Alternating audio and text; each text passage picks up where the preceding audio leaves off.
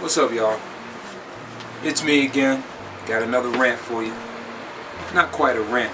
I'm just gonna go ahead and tell you about a little bit about me and how my method was of raising my kids.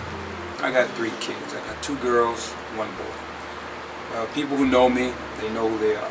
People who do not know me, know that I'm telling you now. So, well, I used to get into a lot of back and forth with some parents, other parents, you know, and only because I was so much against certain things when it comes to raising my kids. You know, starting with my firstborn, my child, my first baby is 33 years old now, and as far back as I can remember, and as far back as she can remember, I've always used the method of smart, strong, pretty, and clean. When it was real little kids, I used to just say that to them all the time. And I used to always try to prep them because me and the mother had to share raising a child with her working different hours than I work. So I said, well, shoot, if I got to, you know, take part in raising my girls, I'm going to use a particular, you know, thing, and that is to always teach them that black is beautiful. When I go out and buy, you know, toys for them, like doll babies or whatever, I would always buy black doll babies. You know, when we go to McDonald's sometime and we get those little kid meals and they have the little figures inside, I would take the figure, before I give it to the kids, I paint the daggone thing brown. You know, and I did that for a reason. It's not because I'm racist. That really has nothing to do with it. My mindset was to teach my kids that they were beautiful, you know, and that you know, that they should be proud of who they were as young black women. You know, I had to learn how to braid hair. Believe it or not, these big hands was braiding hair, you know, and I did a pretty decent job. I had to learn with my oldest, of course, first, that if I braided it softly, that by the end of the day, by the time she was ready to come home, all her hair was out loose and looking wild. So I had to learn how to braid real tight. I couldn't do cornrows. That's something that my big hands just couldn't do. But them single braids, oh yeah, I do them joints up real good, tight to all the way out to the end. But you know, as a father sharing, you know, raising girls, you know, at the first part of their, you know, their childhood, because eventually me and the mother broke up, and they were already in their teens by that time. But you know, my method was that I would always try to teach them to be smart, strong, pretty, and clean at all times. You know, it just never, every day before they went to school, you know, I would say this to them. And as they grew up and then things went sour with me and the mother, you know, I pretty much stayed in contact as often as I could, even though I did move to North Carolina. But I would call them every week and talk to them, you know. And of course, they were going through some struggles with the whole breakup thing, as kids will do. So I had to think in my head, how can I combat this? And I knew that getting back with her was kind of an option, but not really, because of the tension. And you know, when you break up with somebody, and then there's this hard feeling about it all, you know, it's just never the same. So we pretty much decided, me and the mother, we had decided that what we would do is definitely get along for the sake of the kids. Now what come into play was the child support. And I had to, you know, I didn't have a problem with paying child support. Never was an issue for me. It didn't matter where I was or where I worked, that money was going to be taken out for them every week, you know. And actually, that only happened with my daughters, because I had 2 daughters from the same mother. That only happened with my daughters based on, I knew I couldn't get custody. I was not going to get full custody of my daughters. That fight just would not have happened. Would I have loved to have done that? Yeah. I would have loved to raise my daughters solely just me, but it wasn't like that. It had to be. I had to do my visiting rights and all that whole shebang, and then the child support and all that. But we learned how to get along in the process when I was still in New Jersey, and then when I moved out here, I had to do a lot of phone calls and then wiring money, and then of course wiring extra money because of other. Mother had to use the money for bills and this, that, and food and all that stuff. So I never had an issue with it. Matter of fact, I had got so accustomed to it. By the time my son Jordan came along, I had already got into a habit of paying his child support to a point where even after college, I was still paying. When they went to college and everything, I just kept paying it. It's just something that I fell into. And it was like, well, I didn't even count that money. I knew that particular money was coming out. And anytime there was an increase, at a year point where she felt like, okay, she deserved more because I was making a little more. I may have, huffed and puffed at the beginning, but I just went on and just caved in and be like, they're my babies, so I'm not gonna fight that, So even after they graduated college, I still was paying. And I had got a phone call from the mother because she had appreciated the fact that I never really gave her a hard time about paying child support. And, they graduated college, they done got jobs and everything, they started to move on with their lives. And here I am still paying child support.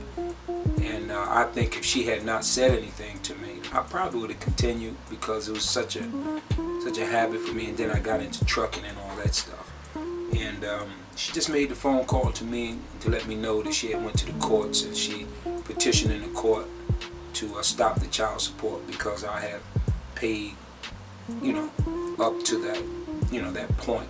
They say you're supposed to continue paying when the kids are still doing school. And college was, school, so, I just kept doing it because I knew she needed the help. I never even argued about it. And it was pleasant to get that phone call, it made me feel like I really did my part, even though the breakup happened, and we went through the whole roller coaster ride with trying to get along together, in the eyes of the girls. Now here it is. Now Jordan came along, and well, the fight to get custody for him wasn't really a fight. Because the mother there, two different mothers now, pretty much she had two other boys, and the things was rough at the time. So, I knew that a third child, especially somebody as young as he was, he was an infant, so, it would be even that much harder. And I've always believed that boys should be raised by their fathers anyway, so it wasn't really a fight there. I didn't make her pay no child support. At one point, I tried to tell her, send money, send what you can. I never pressured her about paying no child support. I never took her to court about it. If she sent me $20, $20. You know what I'm saying? I knew what she was going through, so for the most part, I really didn't even argue. At the beginning, I tried to kind of make that happen as far as child support because it happened to me, and I felt like, hey, it's the other way around now. But then I just said, you know what, that's my boy. I don't really need the money. I was just basically trying to get her to, play a part in raising the boy by just sending money. So then after a while, that just faded away. I didn't even, we don't even discuss that anymore. That's not even an issue. I got into trucking and everything, and I really didn't need the money. So, sometimes I would give him the money anyway. So, it wasn't, a big deal to me. To a lot of people, it probably would have been, but not me. So,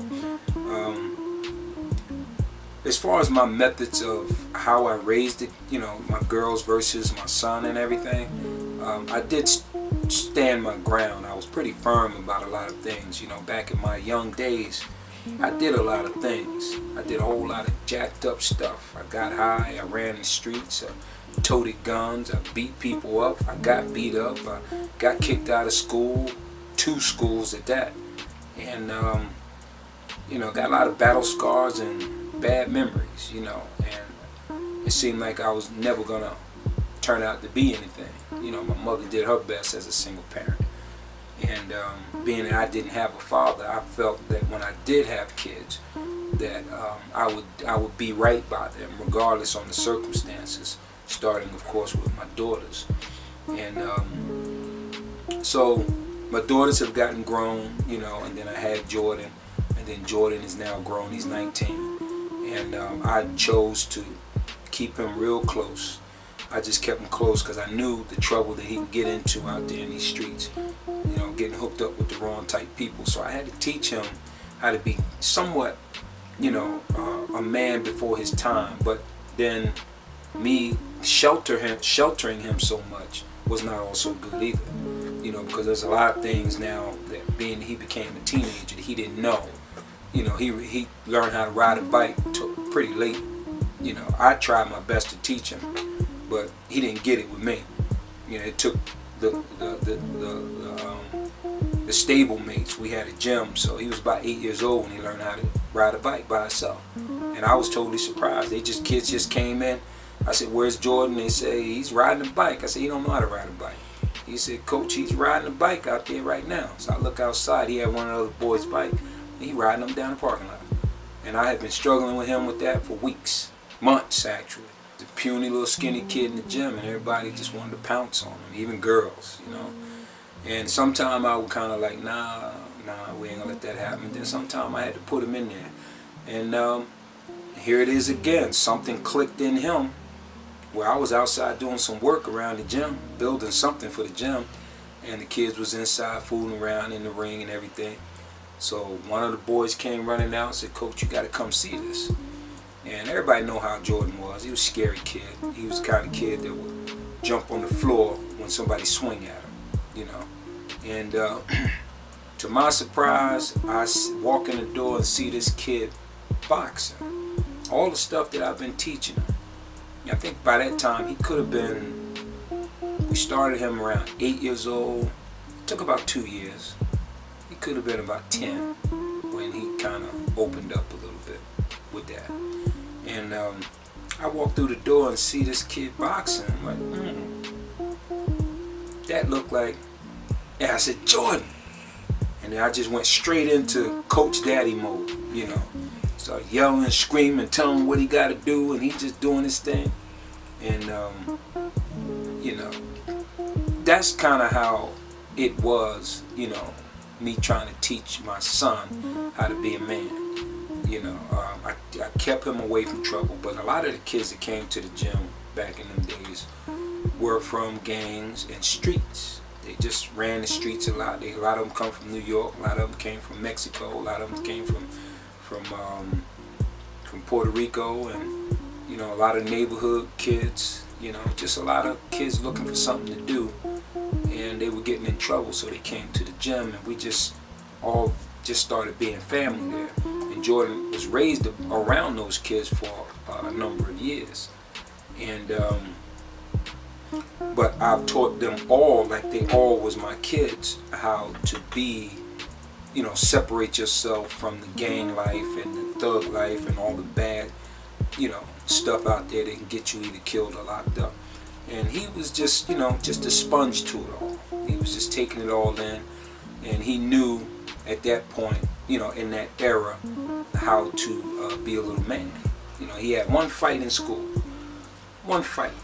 He was 8 years old. That's when we got this boxing thing going, and he got his little butt beat up. Got knots. He had like 5 little knots on the side of his head. You know, little kid just jumped on him, put him in a headlock, and bopped that head. And they wanted to suspend my son for getting beat up. Of course, we made a big deal about it. But from that point on, do you know that boy 19 years old now? He done went through junior high school and all that stuff, high school. and embarking into college now, and he ain't never had no trouble. But I think it may be because they knew he was into the boxing thing, you know. Cool, you know. But he never had to go through the crap I went through, you know. Everybody challenged me in school.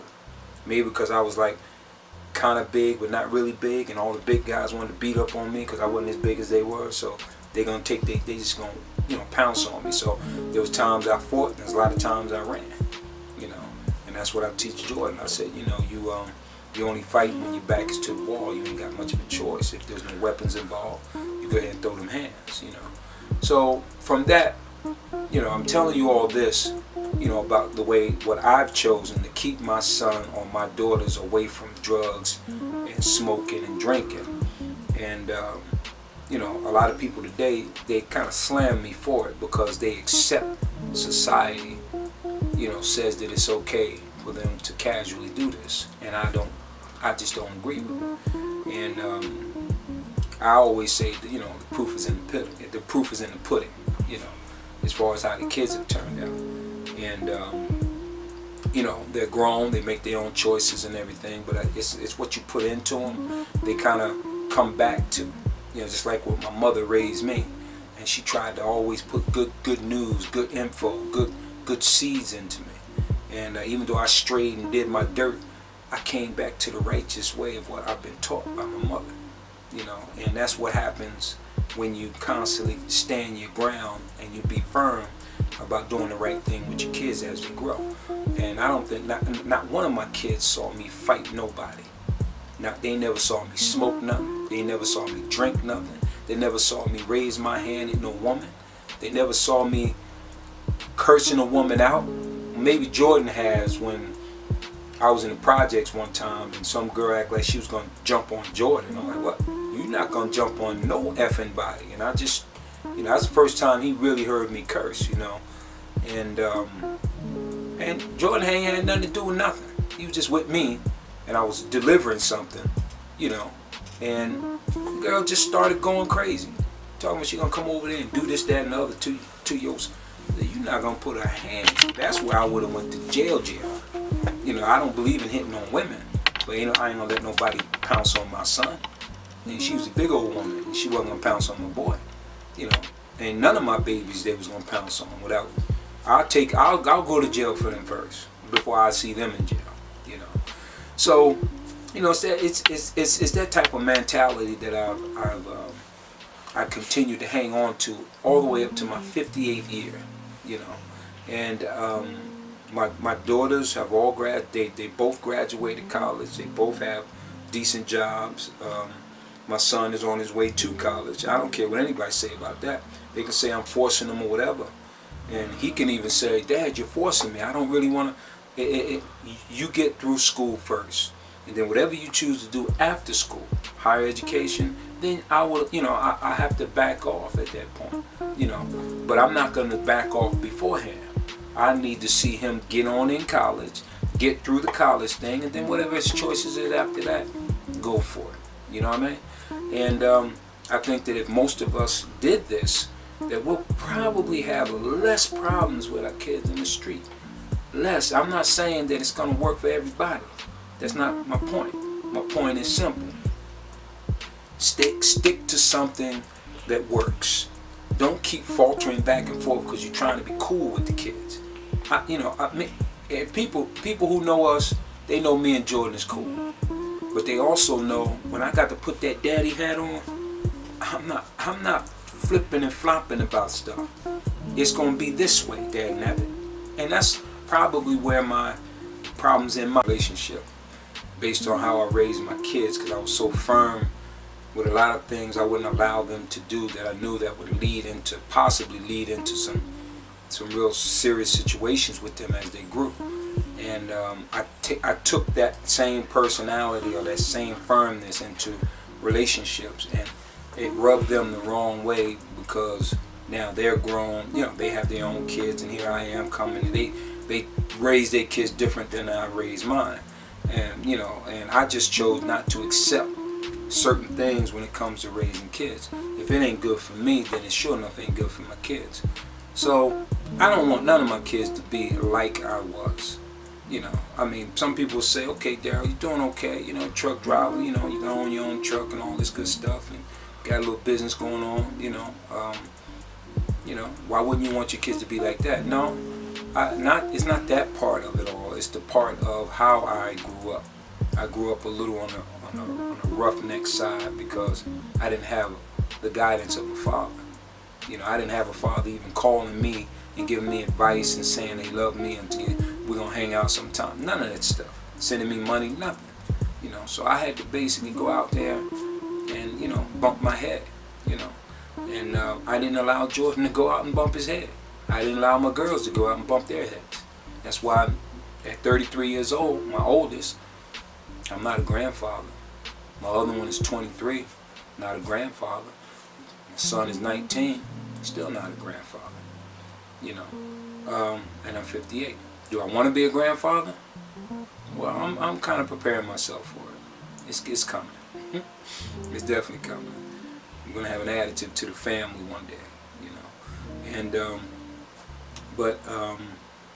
as far as, you know, me taking that type of attitude into my relationships has been the off and on thing that I've been going through. Some people see me today and they're like, you know, why he can't keep, you know, somebody. And that's why, because I buck heads with them a lot about my strong beliefs. You know, I believe in God and everything, and you know, I try to be a God-fearing man. You know, of course, I still have my problems, and I stand firm about what I will accept and will not accept in people that I get into a relationship with. And that's the same way with my kids. I just will not tolerate. I let them know, even though they're grown now, and you know, my middle child, she'll do what she want to do anyway. You know, but she knows that if it's anything that I disapprove of, that she's very, very, very respectful with it. She doesn't bring it around me. She doesn't talk about it. She doesn't post a whole lot of pics of it. You know, her and our social life or whatever. And we just got that kind of respect, you know. And the other two just don't indulge in nothing, you know. Which I truly, you know, do I want to take full credit for it, but I can't. I just got to say that thanks to the moms of these kids, and with my firmness, of course, and God, you know, I should have put God first, but you know, God is the ultimate reason on why my kids turned out, you know, okay. You know, I do want to pat myself on the back for some of it, you know, but I got to give them more credit for it because they have made the choice on not to be a certain way. And you know, I think it just got a lot to do with they didn't see their parent going in that direction, even though I did stuff before them and they heard about it. I told them the stories. I don't hold any information back from them. If there's something they want to know that I've done that was good or bad, I will tell them, you know. And I think that my honesty is more than likely appreciated, you know. So, you know, there's a lot of things that you know, I want to share with you all in hopes of that it's going to maybe impact somebody and help them out. You know, I heard someone say at one point that we could be all we want to be on social media.